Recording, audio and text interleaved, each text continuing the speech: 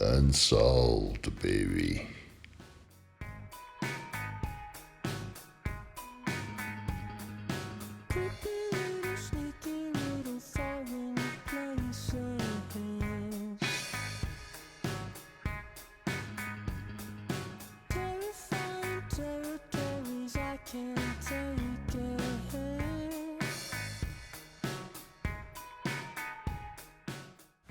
This episode is going to show that Jim Jones was the Zodiac. See, side by side. Here's the 13 symbol cipher. And so if you put in a J, an A, and a thing, then the remaining letters, and then rearrange it, Jim Jones.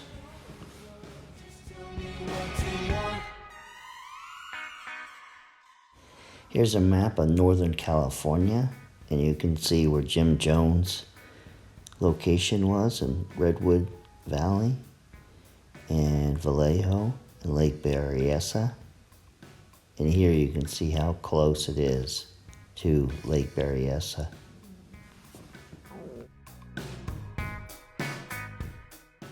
And here's a description of the Zodiac after the San Francisco crime.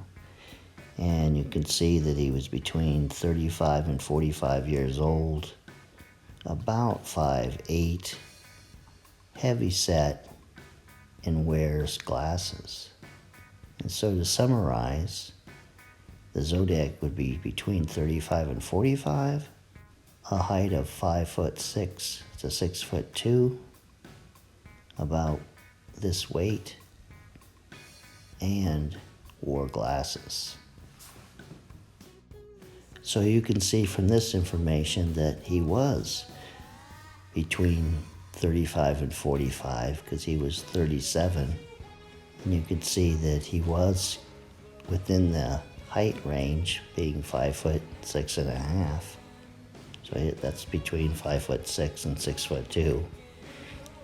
And he was famously known for wearing sunglasses. And here you can see the timeline of the Zodiac letters. The first letters came in at the approximate time of the People's Temple in San Francisco. And then they stopped on May 8th, 1974. That's when he left for Guyana.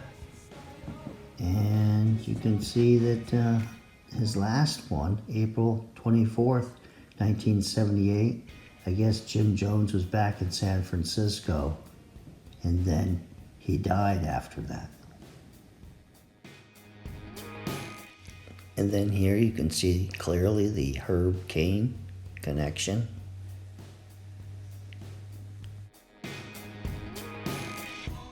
And here's a sketch of a suspect at Lake Berryessa. And here's Jim Jones, side by side. Hey, that does kind of look like him. Huh.